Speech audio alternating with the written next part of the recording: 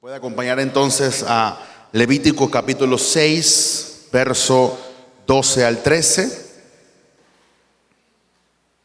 Levítico capítulo 6, verso 12 al 13.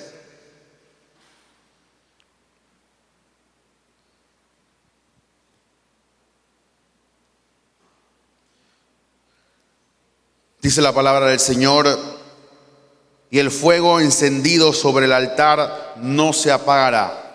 Una instrucción que Moisés le daba a los levitas con respecto al fuego que estaba en el altar. Hemos venido hablando en algunos martes sobre el fuego y cómo Dios se nos revela a través del fuego. Y dice: sino que el sacerdote pondrá en él leña cada mañana y acomodará el holocausto sobre él y quemará sobre él las grosuras de los sacrificios de paz. Dice verso 13: el fuego arderá continuamente en el altar, dice, y no se apagará. En esta noche quisiera compartir la enseñanza del fuego en el altar del sacrificio. Vamos a estar viendo cómo Dios ha estado presente cuando se le da un sacrificio. Obviamente esto pasó en el Antiguo Testamento, pero la Biblia dice que todo lo que podemos leer y comprender del Antiguo Testamento es sombra de lo que había de venir. Y obviamente vamos a cerrar con el gran sacrificio que fue Jesús en la cruz del Calvario.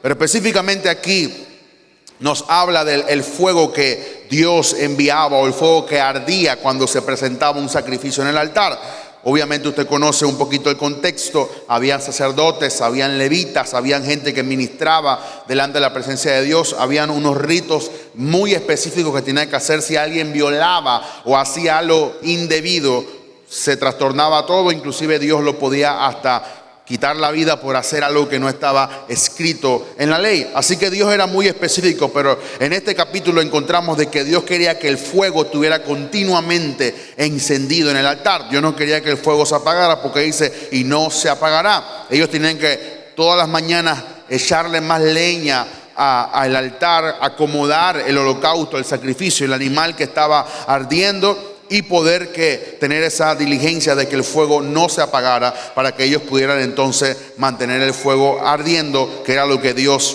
quería que sucediera.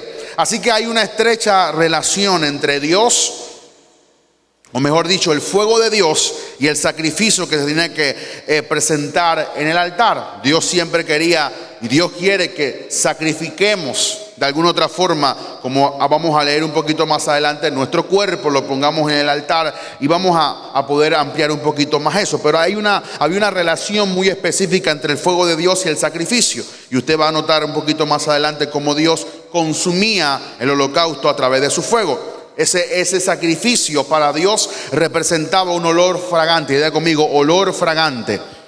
Cada vez que presentaban un sacrificio, cada vez que presentaban un becerro o un cordero o un toro, representando, y ahora vamos a explicar un poquito más adelante también las 5 tipos de sacrificios, de ofrenda que se entregaban a Dios.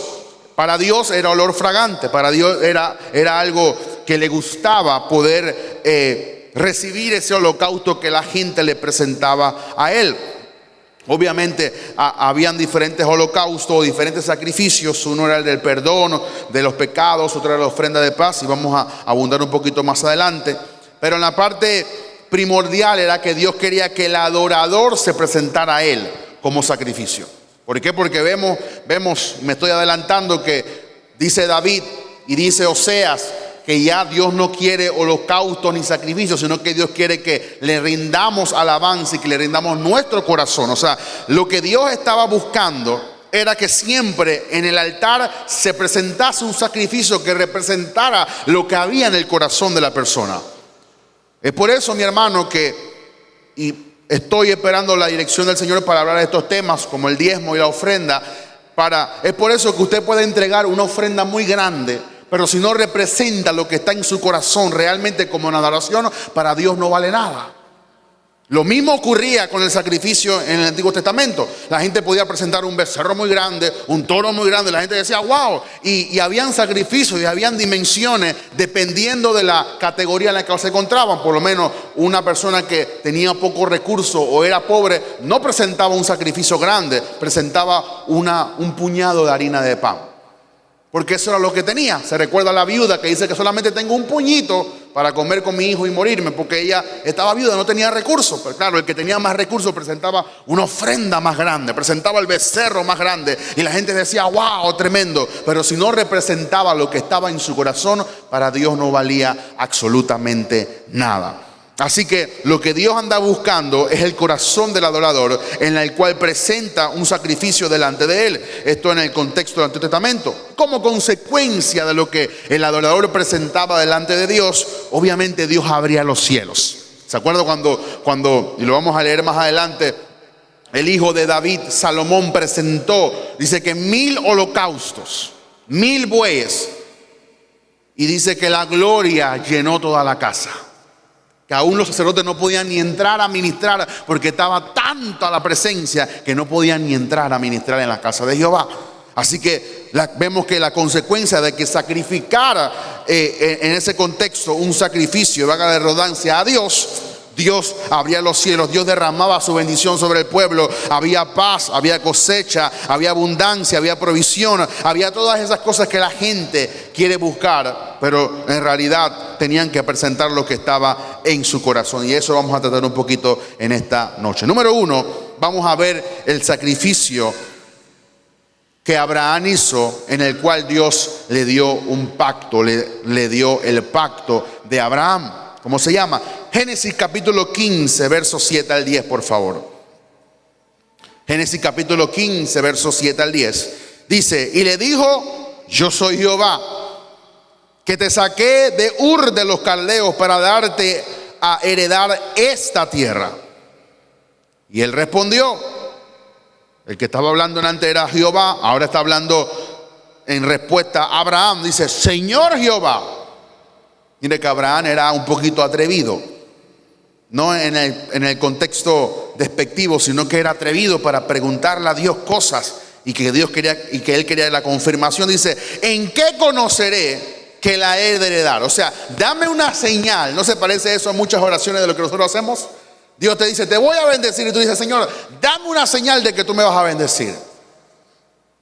Abraham quería conocer si lo que Dios le estaba prometiendo era real. Señor, ¿en qué tú me vas a mostrar que realmente tú vas a cumplir este pacto? Y le dijo, tráeme una becerra de 3 años, y una cabra de 3 años, y un carnero de 3 años, y una tórtola también, y un palomino. Y tomó él todo esto, y lo partió por la mitad, y puso cada mitad enfrente de la otra, mas no partió las aves. Se recuerda cuando Abraham dice que estuvo toda la tarde esperando la respuesta del Señor, y dice que bajaron unas aves de rapiña, y Abraham tuvo que espantarla porque querían comerse el sacrificio que Abraham había presentado delante de Dios. Verso 17 del mismo capítulo, Génesis 15, 17. Y se sucedió que puesto el sol, ya oscurecido, se veía un horno humeando. Dice, y una antorcha de fuego que pasaba entre los animales divididos.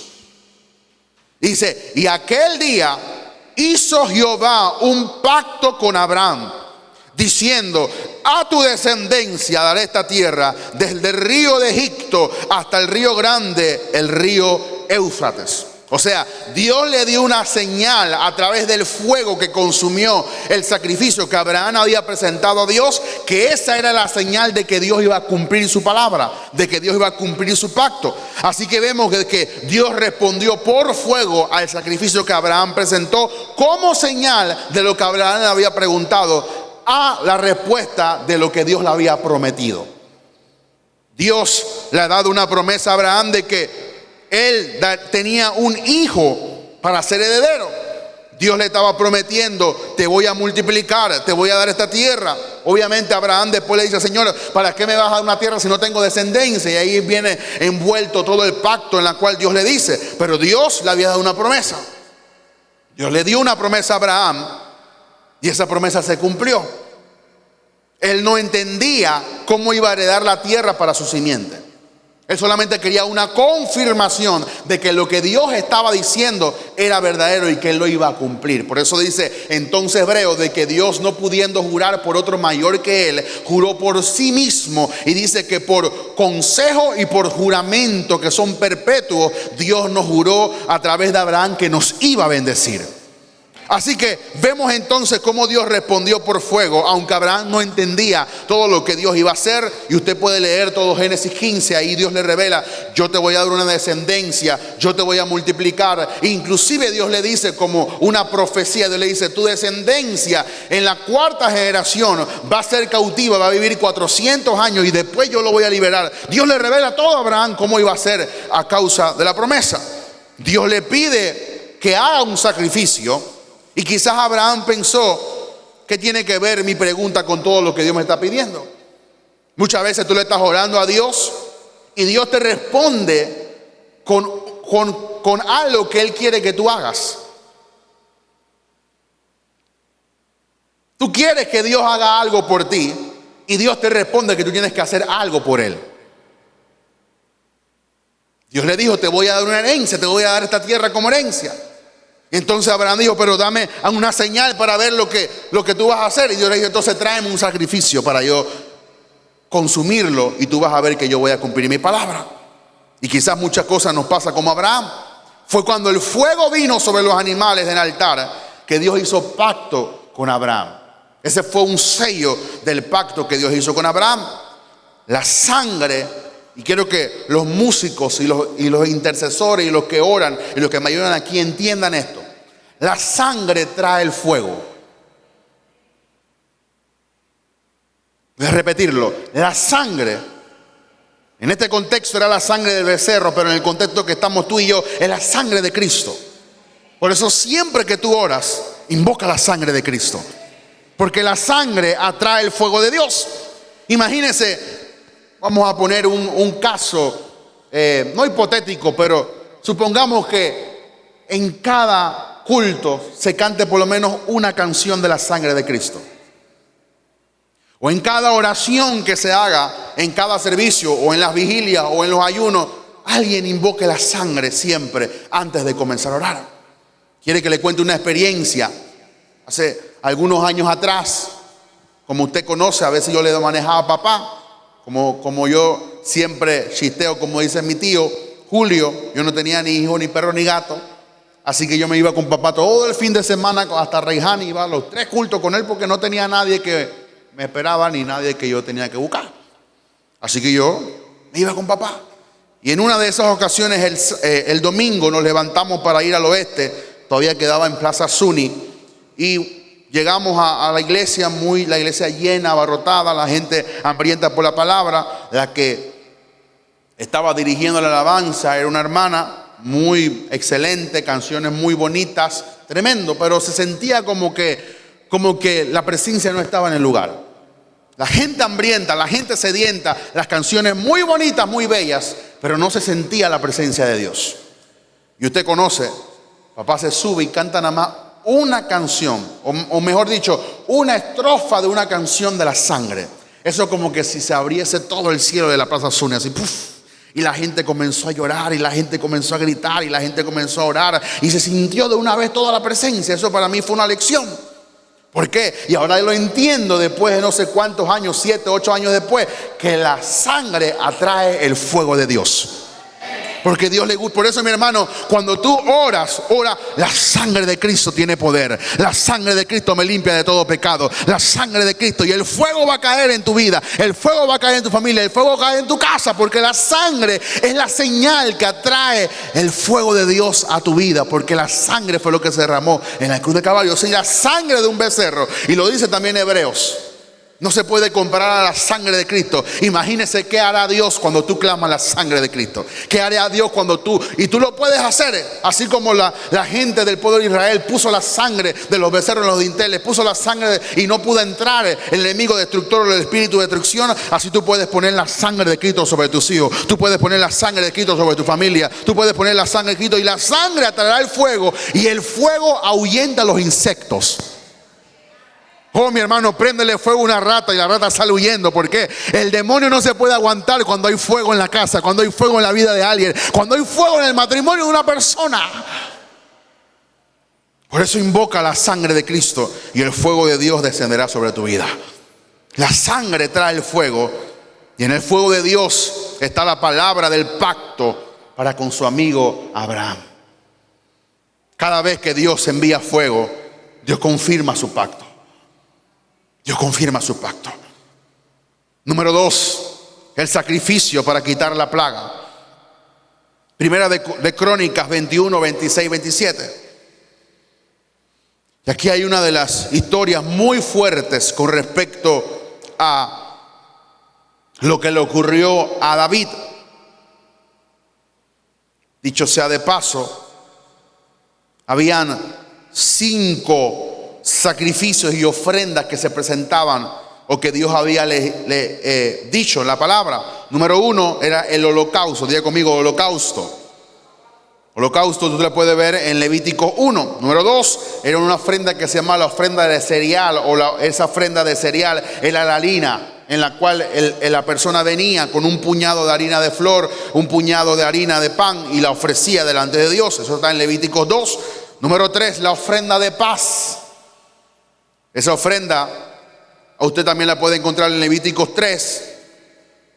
Y número 1, 2, 3, 4, la ofrenda por el pecado, Levíticos 4. Y número 5, la ofrenda expiatoria, Levíticos 5.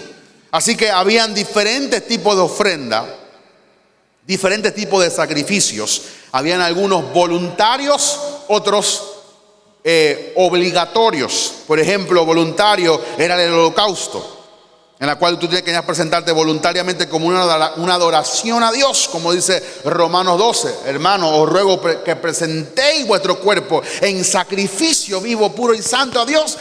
Había una ofrenda que se presentaba como adoración para la presencia del Señor. Así que esa ofrenda era una adoración, una expresión de devoción delante de la presencia de Dios. Esa era la ofrenda de holocausto. Habían otras ofrendas también en la cual no eran voluntarias, sino eran más que todo obligatorias. Por lo menos la ofrenda del pecado era obligatoria. No había una opción en la cual uno pudiera evitar no llevar una ofrenda por los pecados voluntarios y los pecados involuntarios. Así que podemos ver rapidito que Dios tenía ciertos requisitos para hacer ciertas cosas y ciertas demandas delante de su presencia. Así que Primera de Crónicas 21, 26, 27 dice: y edificó allí David un altar a Jehová, fíjese, dice, en el que ofreció holocaustos y ofrendas de paz. Ahí ofrecía 2 tipos de ofrendas. Diga conmigo, 2 tipos de ofrendas. Pero mira lo que dice el versículo: e invocó a Jehová, quien le respondió por fuego desde los cielos en el altar del holocausto. Entonces Jehová habló al ángel y éste volvió su espada a la vaina. La vaina era donde se guardaba la espada. No es la palabra que usan aquí los panameños. Pero lo interesante es que en el versículo 1, David fue incitado por Satanás a hacer un censo de Israel, el cual disgustó o enojó a Dios. Mira lo que dice el verso 1 de Primera de Corintios 21. Dice: pero Satanás se levantó contra Israel. O sea, una de las pocas veces donde usted encuentra la palabra Satanás, enemigo. Dice: pero Satanás se levantó contra Israel e incitó a David a que hiciese censo de Israel. Por lo cual, todo lo que el diablo te incita a hacer, Dios se enoja, porque tú no estás siguiendo la directriz de Dios, tú estás siguiendo la dirección de Satanás. Así que en este caso Dios se disgustó con David. ¿Por qué? Porque se dejó incitar por Satanás para hacer un censo, el cual Dios no quería que David hiciese. Lo que David hizo despertó la ira de Dios, obviamente contra él. Vemos en el verso 7, asimismo esto desagradó a Dios e hirió a Israel. Una plaga de parte de Jehová hirió a todo el pueblo de Israel. Y empezó a morir la gente. Mire, una desobediencia causó la muerte de prácticamente varios en el pueblo. Pongámoslo esto en el contexto de nosotros. ¿Cuántas veces Dios ha dicho que tú hagas algo y tú no lo haces? Y después nos metemos en problemas. Por causa de, diga conmigo, desobediencia. Mírenlo, un líder. David era el líder del pueblo de Israel. Era el rey del pueblo de Israel. Se dejó incitar por Satanás y el pueblo estaba sufriendo. ¿Cuántos padres y madres, por desobedecer a Dios, la familia está sufriendo por una desobediencia? Y decimos, Señor, quítame esta plaga. No. Obedece a Dios. Había una plaga que llenó todo el pueblo de mortandad. Entonces David clamó por la misericordia de Dios. David sabía cómo aplacar a Dios, porque David era un adorador. David presentaba recurrentemente ofrendas delante de Dios. David conocía el lado en la cual Dios se agradaba de los sacrificios. Entonces vemos aquí en el verso 26 que David hizo una ofrenda, un holocausto y una ofrenda de paz. ¿Por qué? Porque había un conflicto en Israel por causa de su obediencia. Esto indica que el derramamiento de sangre es para el perdón de los pecados. Por eso, mi hermano, si usted ha pecado, clame la sangre de Cristo. Dice la Biblia que Él es fiel y justo para perdonar nuestros pecados cuando los confesamos delante de Él. Así que David no buscó otras cosas. Fíjese, David no buscó otras cosas que no es presentarle a Dios un sacrificio de paz y un holocausto, una adoración a Dios. Lo contrario a lo que no hizo Saúl. Ante estos sacrificios de sangre, Dios respondió con fuego del cielo y cesó la plaga. Hermano, estamos a una distancia mínima de la bendición de Dios. Solamente tenemos que presentar sacrificios delante de Él. Y yo no hablo de una ofrenda, hablo de nosotros mismos. La mejor ofrenda que tú le puedes dar a Dios es tu vida. Es ponerte en el altar del sacrificio. Es ponerte delante de la presencia de Dios. Es decir, Señor, si he pecado contra ti y contra ti, perdóname. Si no te he obedecido, si he hecho lo malo, si tú me dijiste que hiciera algo pero no lo hice, si algo en la cual yo te he desobedecido, aquí estoy delante de ti pidiéndote perdón. Y Dios abre los cielos. Cuando Dios ve arrepentimiento, cuando Dios ve una ofrenda de paz, una ofrenda de sacrificio, una ofrenda de holocausto en nuestras propias vidas. ¿Por qué? Porque Dios apela a que nosotros nos presentemos delante de Él, presentemos una apelación por la sangre que fue derramada, para que entonces toda maldición, toda enfermedad, todo virus, todo germen, toda bacteria tenga que irse de nuestro cuerpo, de nuestra vida, de nuestra familia, por causa de la sangre de Cristo. Lo que hizo David, tenemos que hacerlo nosotros ahora con la sangre del Cordero. Cualquier cosa que tú estés pasando, preséntate delante de Dios y clama por la sangre de Cristo. Número 3, el sacrificio para traer la gloria al templo. Segunda de Crónicas 7, 1 al 3. Segunda de Crónicas 7, 1 al 3. Dice, cuando Salomón acabó de orar. Sí, es que yo lo cojo ahora. Gracias. Que se cayó el vidrio de aquí. No, yo lo cojo ahora. Está bien, no hay problema. Dice, cuando Salomón acabó de orar, descendió fuego de los cielos y consumió el holocausto y las víctimas. Dice, y la gloria de Jehová llenó la casa. Y no podían entrar los sacerdotes en la casa de Jehová, porque la gloria había llenado la casa de Jehová. Cuando vinieron todos los hijos de Israel, cuando vieron todos los hijos de Israel descender el fuego y la gloria de Jehová sobre la casa, se postraron sobre sus rostros en el pavimento y adoraron y alabaron a Jehová diciendo: porque Él es bueno y su misericordia es para siempre. Salomón construyó una casa de oración para Dios, para que Él habitara y su pueblo fuera bendecido.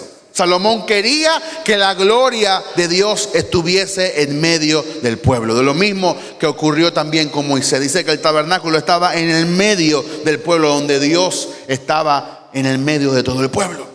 Salomón quería que la gloria de Dios viniera. Salomón quería que Dios tuviera a nuestro encuentro. Cuando la obra de la casa de Jehová había sido terminada, algo que quería hacer su papá, pero no pudo porque derramó sangre inocente, Salomón hace una larga oración, rogando por la presencia de Dios en el templo. Salomón quería que la gloria viniese al templo. Salomón quería que no solamente la gente se entusiasmara por la sabiduría que tenía o por las cosas que Dios le iba a entregar. Salomón quería la gloria. Mi hermano, necesitamos la gloria en la iglesia. Pero Salomón entendió que Dios era atraído por ofrendas y sacrificios.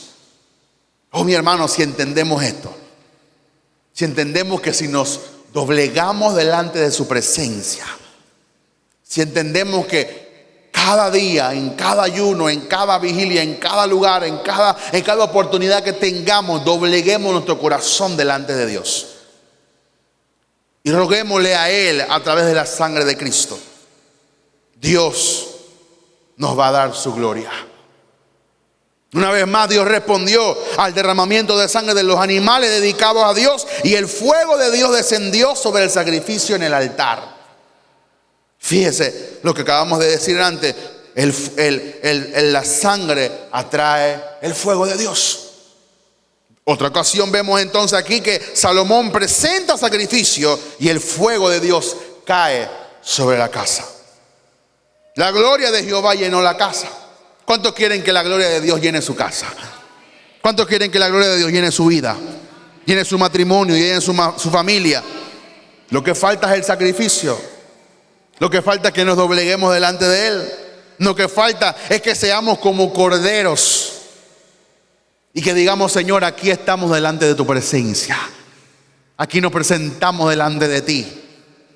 Y podamos decir, y de repente como Pedro: no tengo oro ni plata, pero aquí está mi cuerpo, aquí está mi corazón, aquí está el lugar donde tú tienes que estar, en el centro del centro de mi vida. Vemos la consecuencia de una oración, de un sacrificio, de una sangre derramada. El fuego cayó y la gloria vino. Este es un principio que tenemos que aprender todos los que estamos en el cuerpo de Cristo. Cada vez que hay oración, diga conmigo: oración, sacrificio y sangre, el fuego cae y la gloria llena la casa. Eso es lo que tiene que haber en nuestra oración. Alguien me preguntaba una vez: ay, ¿cómo usted ora? Yo le digo: fácil. Hay gente que cree que uno ora: Señor Padre, aquí estoy en tu presencia, gracias Padre. Ay, no, nada de eso. Uno va delante de Dios: Señor, gracias por este día. Gracias por tu sangre. Gracias por tu palabra. Gracias, Espíritu Santo. Te doy gracias porque derramaste la sangre en la cruz del Calvario. Te doy gracias, Padre. Y uno comienza orando y poniéndose en el altar, en el sacrificio. ¿Y qué usted cree que va a pasar? El fuego cae. El fuego cae. Me acuerdo un primo que teníamos una vez, durmió en mi cuarto. No sé por qué. Tomé la decisión de, en ese momento, no sé, no tenía ganas de dormir o quería, no sé, me vino unas ganas de orar y las luces apagadas, me arrodillé yo en mi camita tranquilo.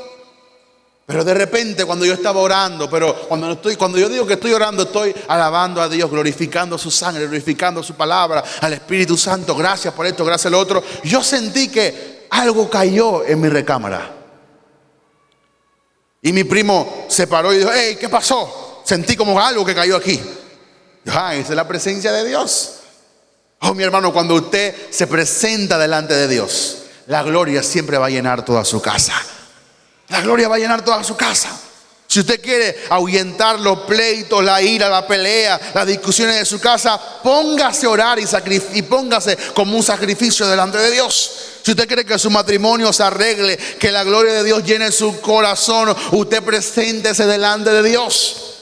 Preséntese delante de Dios. Hay gente que le es más fácil dar una ofrenda con un dinero que ofrecerse a ellos como ofrenda delante de Dios.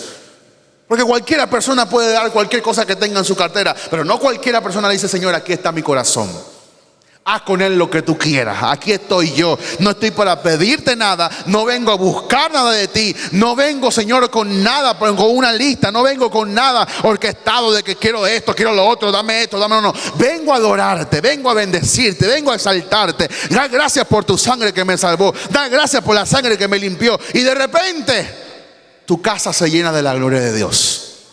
Tú sales de ahí contento de la oración. Tú sales de ahí lleno de la gloria. Por eso cuando la gente ve tu rostro dice: oye, ¿qué pasó contigo? Es que yo vengo del altar del sacrificio. Es que yo vengo de presentar mi vida en sacrificio, toda mi familia en sacrificio. Y por eso la gente ve la gloria de Dios. Eso fue lo que entendió Salomón. Salomón no hizo otra cosa que presentar delante de Dios sacrificio, derramamiento de sangre, y la gloria de Dios cayó y el fuego respondió. Número 4, sacrificio para volver el pueblo de Dios a Dios. Primera de Reyes 18:30. Usted conoce este verso tremendo. Cuando todo el pueblo se había alejado de Jehová, se levantó un profeta llamado Elías. Y Elías le hizo un reto al pueblo delante de Dios. Primera de Reyes 18:30. Después leemos el 33 y después leemos el 38. Entonces dijo Elías a todo el pueblo: acercaos a mí. Y todo el pueblo se acercó. Y dice: y él arregló el altar de Jehová que estaba, ¿qué? Si yo le hago una pregunta a usted, yo sé que usted es inteligente. Si el altar estaba arruinado, como consecuencia no había presencia de Dios. Si el altar estaba arruinado, no había sacrificio, no había gloria, no había fuego, porque el altar estaba, ¿qué? ¿Por qué usted cree que no hay presencia en la vida de muchos creyentes? No me diga usted que porque no ofrenda o porque no sirve en la casa de Jehová. No. El altar está. Arregle su altar. Arregle su altar. Arregle su intimidad con Dios. Arréglala. Está bien si está arruinado porque ha pasado muchas cosas, y el trabajo, y la esposa, y los hijos, y el mundo, y todas las cosas. Bueno, dile: Señor, vamos a hacer esto. Desde cero vamos a comenzar. Desde cero. Arreglemos este altar. Eso fue lo que le dijo Elías al pueblo. Verso 33 dice: preparó la leña y cortó el buey en pedazos y lo puso sobre la leña, arregló el altar, presentó el sacrificio. Verso 38. Entonces, ¿qué pasó? Entonces cayó, ¿qué? El fuego de Jehová. ¿Pero qué tuvo que hacer Elías? ¿O qué tuvo que hacer Elías con el pueblo? Arreglar el altar de Jehová. Presentar sacrificio y leña delante de Jehová. Y entonces cayó fuego de Jehová y consumió el holocausto, la leña, las piedras y el polvo. Y dice: y aún lamió el agua que estaba en la zanja. Viéndolo todo el pueblo, se postraron y dijeron: oh, Señor, permíteme ver eso aquí en Panamá. Que todo el pueblo se postre delante de ti y diga esto: Jehová es el Dios. Jehová es el Dios. Oh, mi hermano, si Panamá arregla su altar, Jehová será Dios de Panamá. Si cada iglesia arregla su altar, Jehová descenderá con fuego. Si cada iglesia, si cada pastor, si cada líder, si cada persona, si cada creyente arregla su altar, no faltará fuego de Jehová, no faltará presencia, no faltará gloria.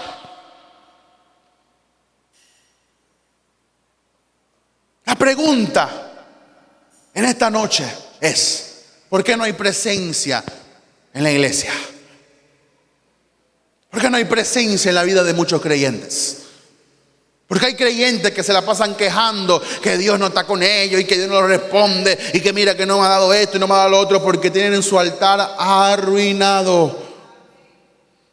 En el momento que el altar fue arreglado, en el momento que presentaron sacrificio, en el momento que Jehová vio que estaban arreglados, Jehová descendió. Te quiero decir esto: aunque el Espíritu Santo se movía sobre el desorden que Él no había causado, Dios no es un Dios de desorden. Dios no se puede mover donde hay desorden. Yo he oído a pastores que dicen: a pesar de desorden, el Espíritu Santo se mueve. Pero el Espíritu Santo se movía porque el desorden no lo había causado Él, lo había causado el enemigo. Así que, y el Espíritu Santo se movía porque Él iba a arreglar lo que Satanás había desordenado. Pero si en nuestra vida hay desorden, el Espíritu Santo no se puede mover. Si tenemos un altar arruinado, no podemos volver a la presencia de Dios. Mi hermano, Dios no se ha alejado de nosotros. Nosotros nos hemos alejado de Dios. Dios siempre ha estado ahí y quiere estar con nosotros, pero tenemos nuestro altar. Por causa de la idolatría, Israel se había alejado de Dios y Dios se había apartado de ellos. Dios encontró un hombre que no se conformó con esta situación e hizo algo radical para cambiarlo. Oh, mi hermano, yo oro que Dios levante hombres radicales y mujeres radicales, que se cansen del Icabod, que se cansen de casa sin gloria, que se cansen de vida sin presencia y comiencen a revolucionar sus vidas. Tuvo que pararse un Elías y decir: se acabó Israel sin gloria, se acabó este Israel con un altar arruinado. Hoy yo voy a arreglar el altar y todo el pueblo se va a postrar delante de Dios. Esposo, arregla tu altar delante de Dios. Tú vas a ver cómo es que Dios va a arreglar todas las circunstancias. Tú vas a ver que cómo se arregla todo eso en el matrimonio. Tú vas a ver que todo eso que está arruinado, eso que está de repente perdido, tú vas a ver cómo Dios lo comienza a arreglar. Dios lo comienza a bregar. ¿Por qué? Porque se arregla el altar. Este hombre retó al pueblo y a la religión falsa a hacer un sacrificio para ver que Dios respondía por fuego. Se tienen que levantar iglesias que reten al pueblo y a la religión tradicional y digan: hagamos un sacrificio. Esto yo lo escuché de mi padre espiritual hace muchos años atrás. ¿Por qué en vez de alquilar un estadio para ungir a Raimundo y a todo el mundo, no alquilamos un estadio para que toda la iglesia vamos a orar y ayunar por varias horas? Oh, mi hermano, si yo traigo un cantante cristiano, los estadios se llenan. Pero si un hermanito dice: vamos a orar y ayunar en el estadio Romel Fernández, nadie llega. Porque el altar está tranque, se forma. Yo que muchas veces agarro por el Romel Fernández, me queda cerca, es un buen atajo. Y en una ocasión no sabía que estaba el cantante, como le dice Redimido, el conejo malo. Y llego yo y ¿qué pasó? No, que está Bad Bunny. Ay, la gente corriendo, la gente saltando, como que si hubiera llegado, no sé, Michael Jackson. Porque digo, por lo menos Michael bailaba y cantaba bien, pero esta persona no tiene mucho. Tranquila, el país conmocionado. ¿Y cuándo nos vamos a reunir para arreglar nuestro altar como país? ¿Cuándo vamos a dejar las diferencias a un lado y nos unimos como un solo pueblo para arreglar el altar que Dios quiere aquí en Panamá? Eso fue lo que hizo Elías. Elías retó a la religión tradicional. Elías retó al pueblo alejado de Dios y Elías arregló el altar. Elías reparó el altar y ahí sacrificó un becerro en medio de una charca de agua. O sea, era inclusive más fuerte que todos los otros sacrificios. Porque los otros, Abraham cortó los bueyes en dos, cortó los corderos y los puso en dos, hizo una zanjita y Dios vino y lo consumió. Pero entonces Elías hizo una zanja y le echó agua. Y dice que el fuego consumió el holocausto y lamió toda la agua que estaba, lo dejó sequecito. Con una sencilla oración, Elías clamó a Dios. Y Dios respondió con fuego. Mi hermano, es sencillo arrepentirse, pero es muy complicado para muchas personas. Mire que Elías no tuvo reparo en reconocer que el altar estaba arruinado. Hay gente que quiere justificar el altar, no, porque yo tengo 30 años y ya yo no puedo orar como antes, y mira que la cadera me duele, y ya yo antes oraba bien, pero ahora yo oro bajito, y bueno, la gente comienza a justificar las cosas, puras excusas para no arreglar el altar. Hay como el hermano que sabe que tiene que pedir perdón, pero no, que ella fue la que me hirió, ella fue la que me dijo, ella es la que tiene que venir contra mí. No, Dios te dice a ti. Y Dios le dijo a Elías, y Elías lo arregló. Elías no tuvo reparo. Elías lo arregló e hizo una simple oración, y Dios respondió con fuego del cielo. Todo Israel se volvió a Dios y cantaron y alabaron la grandeza de Jehová. Otra vez, la sangre del becerro que Elías presentó hizo que el fuego descendiera. ¿Por qué? Porque la sangre atrae el fuego. Presentemos delante de Dios la sangre de Cristo. Cuando vayamos a pedirle algo a Dios, no digamos: Señor, tú sabes que yo soy tu hija y tú me tienes que responder, gloria a Dios, aleluya. Dios no va a responder esa oración, porque no es porque tú seas hija de Dios, es por la sangre de Jesús que fue derramada. Dios no te va a hacer el milagro porque tú oras demasiado, porque tú ayunas. No. Dios va a hacer el milagro porque tú te presentas: Padre, aquí estoy delante de ti a través de la sangre de Cristo, aleluya, que me abrió el camino y ahora puedo tener intimidad contigo, y vengo delante de ti como un corderito, como una ovejita en sacrificio delante de ti, reconociendo que ya tú derramaste la sangre de tu Hijo en la cruz del Calvario. Es tan fácil, mi hermano, pero mucha gente no lo practica. Número 5, sacrificio para llenar al hombre con la gloria de Dios.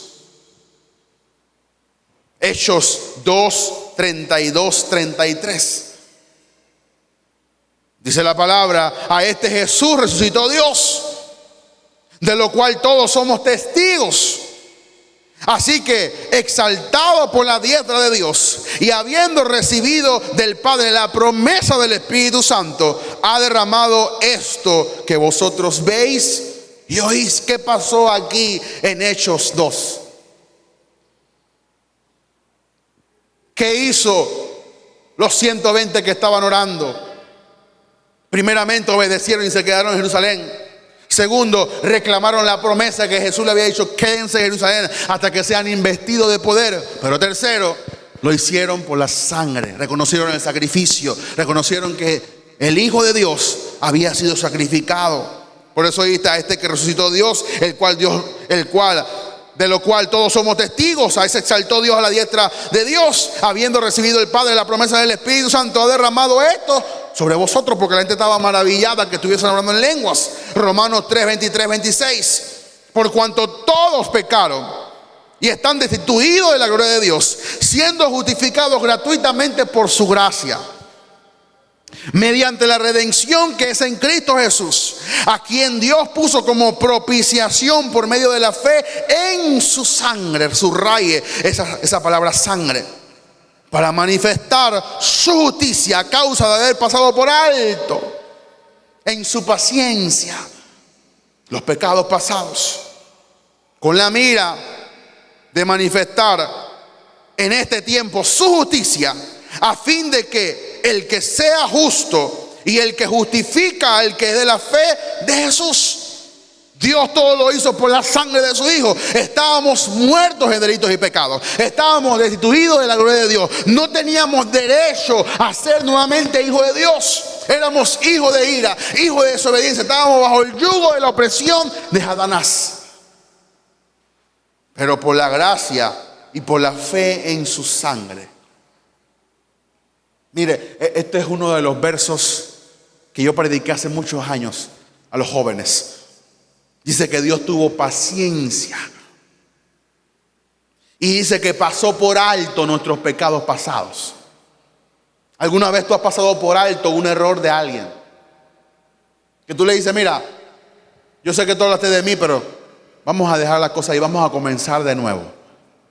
Eso que me hiciste quedó borrado, quedó pisado atrás. Vamos a comenzar de nuevo. Eso fue lo que Dios hizo. Pasó por alto nuestros pecados. Nosotros merecíamos la muerte, merecíamos el castigo, merecíamos el infierno, pero Dios tuvo misericordia. ¿Por qué? Por la sangre de Cristo. Dios tuvo misericordia de nuestra vida por la sangre de Cristo. Hoy no estamos destinados al infierno, estamos destinados al cielo, a disfrutar su presencia y la gloria por la sangre de Cristo. Así que la sangre tiene mucho valor. No me menosprecie la sangre de Cristo. Inclusive Hebreo dice que horrenda cosa va a ser aquellos que pisotean la sangre del Hijo de Dios. Yo prediqué en una Santa Comunión sobre eso, que toman por inmunda la sangre de Cristo. No, mi hermano, la sangre nos dio derecho. ¿Qué tiene que ver todo esto con la iglesia en el día de hoy? Que hoy, después de 2000 años, se levantó un altar de sacrificio en el monte Calvario y fue presentado un cordero sin pecado. Fíjense que Dios exigía un cordero sin defecto y sin ningún tipo de discapacidad o de cosa extraña en su cuerpo. Dios quería un cordero inmolado. Dios quería un cordero perfecto. Y aunque hoy no presentamos cordero, ni hay que matar cabras ni toro, no. Hoy lo hacemos por la sangre que ya fue presentada en la cruz del Calvario. Oh, mi hermano, ese altar se levantó en el monte Calvario. Ese altar ahí cuando Jesús estaba clavado en la cruz, ese era el cordero que se estaba derramando la sangre por nosotros. Si un judío presentaba un sacrificio y eran perdonados sus pecados parcialmente, dice la palabra, cuánto más la sangre de Cristo, cuánto más la sangre de Cristo, el cual mediante el Espíritu Santo se ofreció a sí mismo sin mancha a Dios, limpiará vuestra conciencia de una muerta para que sirváis al Dios vivo. La sangre nos abrió el camino. Los hombres habían sido destituidos de la gloria de Dios por causa del pecado. Nuestro pecado nos separa de Dios. Por eso, mi hermano, si usted peca, clame la sangre de Cristo. Tiene dificultad con alguna debilidad, clame la sangre de Cristo. No es el ayuno, no es la oración, es la sangre de Cristo a través de la oración y el ayuno que te puede salvar de cualquier pecado. Inclusive ya teniendo problemas con algún demonio, alguna persecución, la sangre de Cristo tiene poder. La sangre de Cristo me cubre. La sangre de Cristo me liberta de todo espíritu de muerte, de todo accidente, de toda cualquier cosa que el diablo quiera hacer en mi vida. La sangre me liberta. Yo no tengo que ir a la iglesia a presentar un becerro. Tú no tienes que hacer un sacrificio en tu casa para presentar un cordero. No, la sangre ya fue presentada. Ya el cordero fue sacrificado. Ya alguien se presentó delante de ti. Y ahora, como el pueblo de Israel, así como David cuando se enojó Dios contra él, que hizo un censo que Dios no quería, presentó un sacrificio y dice que Dios se agradó de su sacrificio y tuvo misericordia de David. Así Dios va a tener misericordia de ti. Así Dios va a tener misericordia de ti. Tú has podido pecar, has podido tener un pasado lleno de pecado. Pero ahora a través de la sangre ese pasado queda pisado, queda borrado. Dios no se acuerda más de tu pecado. Dios no se acuerda más de tu transgresión. Dios no se acuerda más de que éramos hijos de ira. Ahora lo que Dios quiere es que seamos hijos de justicia, hijos de luz, hijos de Dios. Por una sola sangre. Por eso, mi hermano, si usted ha pecado, está bien si quiere tener una reunión conmigo. Pero ¿qué usted cree que es lo que yo le voy a decir? La sangre de Cristo. Si se quiere evitar una reunión conmigo, busque la sangre de Cristo. Yo le voy a decir lo mismo porque no hay otra cosa. Yo no sé cómo hay gente que puede vivir sin la sangre. Yo no sé cómo hay gente que no se cubre con la sangre. Yo no sé cómo hay gente que no utiliza el poder que hay en la sangre de Cristo. No es la sangre de un impío, no es la sangre de cualquier persona, es la sangre del Hijo de Dios. Por eso cualquier demonio se somete ante la sangre del Hijo de Dios. Satanás, tú no me puedes tocar porque yo estoy cubierto con la sangre del Hijo de Dios. Yo no confío en mi tiempo de oración, yo no confío en lo que yo conozco de la palabra, yo confío en la sangre. Confía en la sangre. Cubre a tus hijos con la sangre. Cubre a tu esposo con la sangre. Cubre a tu marido con la sangre. Cubre a todo el mundo con la sangre. ¿Por qué? Porque en la sangre hay poder. Solo por medio del derramamiento de la sangre de un cordero sin mancha, Dios podría otra vez mirar hacia la tierra para devolvernos a los hombres la gloria que Satanás nos había robado. Esto sucedió cuando Jesús murió por todos nosotros. Tengo un versículo, a mí me gusta mucho citarlo cuando estoy orando. Hebreos 10, 19, 22. Así que, hermanos, yo creo que fue Pablo que escribió Hebreos. Por eso yo digo que Pablo escribió. Así que, hermanos, teniendo libertad, diga conmigo, libertad. Mi hermano, usted no está en esclavitud. Usted no está amarrado. Usted tiene libertad para ir a presentarse delante de Dios. Usted no me necesita a mí para presentarse delante de Dios. Usted no necesita un intermediario aparte de Jesús para presentarse delante de Dios. Ya Jesús abrió el camino. Diga conmigo, libertad. Nuevamente, así que, hermanos, teniendo libertad para entrar en el lugar santísimo. Cuando ayunes 3 días puedes entrar. Cuando ores 4 horas puedes entrar. Dice, para entrar en el lugar santísimo por la sangre de Jesucristo. Tenemos derecho de poder decirle, Padre, por la sangre yo me presento delante de ti. Oh, Jesús, siento su presencia cuando digo la sangre de Cristo. Porque no tenía derecho. Estaba excluido. Estaba sin gloria, merecía la muerte. ¿Y cómo tú te sientes cuando te dan algo que tú no mereces? ¿Te sientes agradecido?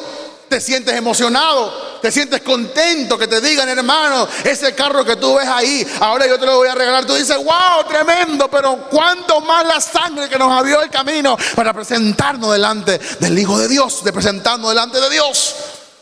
Deberíamos estar emocionados. Deberíamos estar brincando porque tenemos derecho a entrar a la presencia de Dios. Tenemos derecho a practicar con Dios, a conversar con nuestro Padre. Oh, mi hermano, yo no sé si usted entiende esto.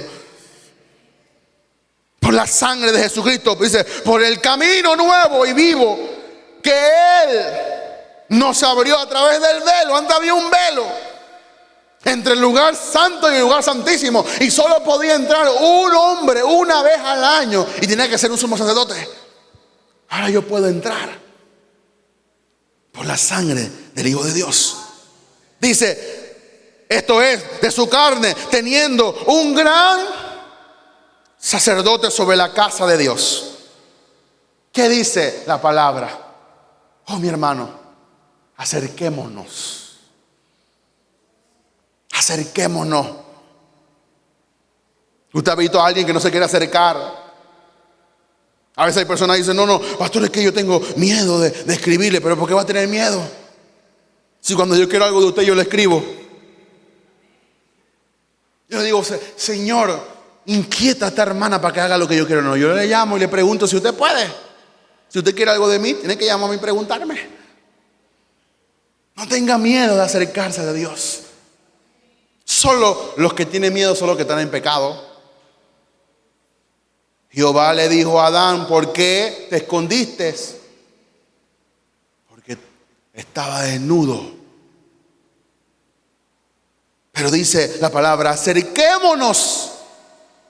Pero da ahí una descripción muy poderosa. Dice, con corazón sincero. Tienes que tener un corazón sincero para presentarte delante de Dios. Mi hermano, Dios huele la hipocresía. Dios sabe. Si tú estás por un problema y te estás acercando porque tú quieres que Dios se resuelva el problema.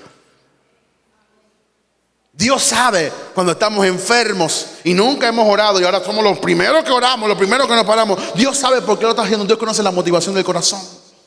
Por eso dice la palabra, acércate con un corazón sincero. No solamente porque quieres algo de Dios. Yo aprendí esto hace muchos años atrás. Yo no quiero algo de Dios solamente, yo quiero a Dios. Yo no te busco solamente por lo que tú tienes, yo te busco por quien tú eres. Yo te quiero a ti. Y si te tengo a ti, lo tengo todo. ¿Usted cree que Dios viene con las manos vacías? Dios nunca viene con las manos vacías. Si Dios viene, vienen los recursos, viene la riqueza, viene la provisión, viene la paz, viene la sabiduría, viene el Espíritu Santo, viene todo con Dios, porque Dios es como un regalo que trae. Cuando Dios llega a tu vida, Dios trae todo. Dios trae la paz, Dios trae el gozo, Dios trae el bienestar, Dios trae todo. Pero hay gente que, Señor, dame sanidad, dame provisión, dame sabiduría. No, dame a Dios. Y todo lo que necesito viene con Él. Acerquémonos con corazón sincero, en plena certidumbre de fe. O sea, tienes que tener una plena certidumbre de fe, que lo que tú estás haciendo es de parte de Dios. Hay gente que dice, Señor, si es tu voluntad, bendíceme, aleluya. Eso no es plena certidumbre de fe. Tú estás poniendo en duda, bueno, si es la voluntad de Dios, tú estás poniendo en duda que Dios tiene voluntades. Y cuando la gente ora así, la gente, bueno, si Dios quiere bendecirme, me bendecirá. Yo me conformo con cualquier hombre que Dios me ponga. Cualquier mujer que Dios me envíe, yo la cojo. Cualquier cosa, lo que tú me quieras dar, Señor. No, en plena certidumbre de fe. Pero dice la palabra, purificaos los corazones de mala conciencia. Por eso dice la palabra que tenemos que limpiar nuestra conciencia de obras muertas. ¿A usted no le ha pasado que cuando usted está orando, le viene a usted lo que usted hizo malo? Te está, Señor, te doy gracias. Y de repente Satanás te recuerda el pecado que hiciste ayer. Y dice, ¿cómo que tú estás orando? ¿Qué tú estás orando si tú hiciste eso ayer? Ayer le pegaste tremendo mentirón al jefe. Y aquí tú estás orando, de que Señor, bendíceme ahora, bendíceme ahora. Entonces la gente dice, bueno, sí es verdad, mejor no voy a orar, porque ¿para qué si Dios no me...? Que nos purifiquemos de la mala conciencia. Tú no te puedes presentar delante de Dios pensando en cosas raras. O hay gente que ora, Señor, gracias porque tú eres bueno. Ay, déjame contestarle este WhatsApp, Padre. En el nombre de Jesús, déjame contestarle este WhatsApp. En el nombre de Jesús, te contesto este WhatsApp. Ay, sí, Señor, sigo. Oye, pero me acaban de enviar un yapi. Gracias, Señor, por esto. Y la gente se desvía y se desconecta. Y el Padre está ahí arriba. Mira Dije que Él está orando conmigo. Mala conciencia. Pero dice, lavaos los cuerpos con el agua pura. Y el agua es la palabra del Señor. Tienes que santificarte antes de presentarte delante de la presencia de Dios. La sangre, mi hermano, nos abrió el camino. Y no solo para llevarnos a Dios, sino para que Dios pueda descender con su fuego sobre sus hijos. Y Dios desciende, como lo dije hace algunos martes atrás. Dios desciende con fuego, no para destruirnos, sino para purificarnos. Y para empoderarnos. Hay cosas aún. El salmista decía, Señor, líbrame aún de los pecados que me son ocultos. Hay cosas que uno hace que ni uno le presta atención, pero es pecado. El día de Pentecostés descendió el mismo fuego que vimos en los 4 ejemplos anteriores que hemos dicho. Cuando descendió el fuego sobre Abraham, cuando descendió el fuego sobre David, cuando descendió el fuego sobre Elías y cuando descendió el fuego sobre Salomón. Ese fuego dice que tenían lenguas repartidas encima de su cabeza como de fuego. La gente lo podía ver literalmente. ¿Por qué? Porque la sangre precede al fuego. Lucas 3:16. Respondió Juan diciendo a todos, yo a la verdad os bautizo en agua, pero viene uno más poderoso que yo, de quien no soy digno de desatar la correa de su calzado. Y dice la palabra, y Él os bautizará en Espíritu Santo y fuego. Hechos 2, 3, 4. Y se le aparecieron lenguas repartidas como de fuego, asentándose sobre cada uno de ellos. Y dice, y fueron todos llenos del Espíritu Santo y comenzaron a hablar en otras lenguas según el Espíritu les daba que hablasen. Así que no solamente hemos podido ver que Dios descendió sobre el sacrificio de Abraham. No solamente hemos podido ver que Dios descendió sobre el sacrificio de David. No solamente hemos podido ver que Dios descendió sobre el sacrificio de Salomón. No solamente Dios pudo descender sobre el sacrificio que presentó Elías, sino también Dios quiere descender sobre nosotros como fuego. Si nos presentamos delante de Él, su fuego caerá sobre nuestras vidas. Cierre sus ojos, incline su rostro.